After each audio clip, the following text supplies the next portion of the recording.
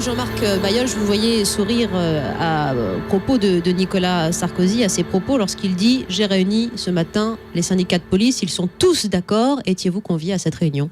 Alors on parle bien d'hier, donc nous il se trouve qu'on a été reçus ce matin.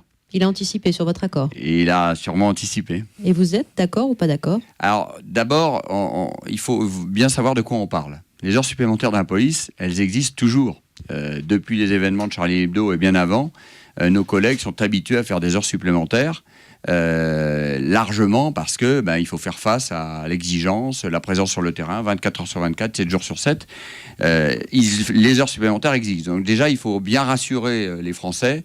Les heures supplémentaires, elles sont faites tous les jours dans tous les services de sécurité publique, chez les CRS, dans les services de renseignement, elles sont faites. Mais elles ne sont plus défiscalisées.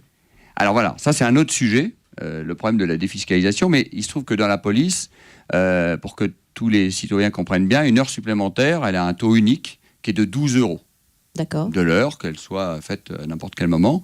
Mais il n'y a pas d'enveloppe. Et je crois que c'est là de quoi voulait parler M. Sarkozy. C'est le problème de payer les heures supplémentaires.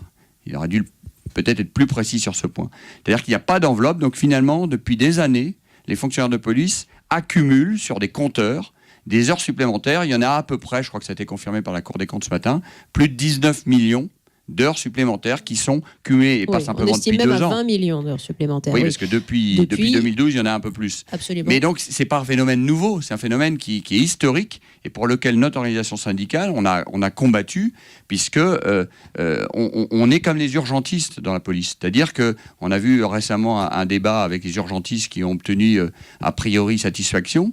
On doit être là tout le temps et traiter l'urgence. Et quand on traite l'urgence, on ne refuse pas de faire des heures supplémentaires. On veut simplement qu'elles soient reconnues, qu'on soit cadre, gardien de la paix ou même commissaire de police.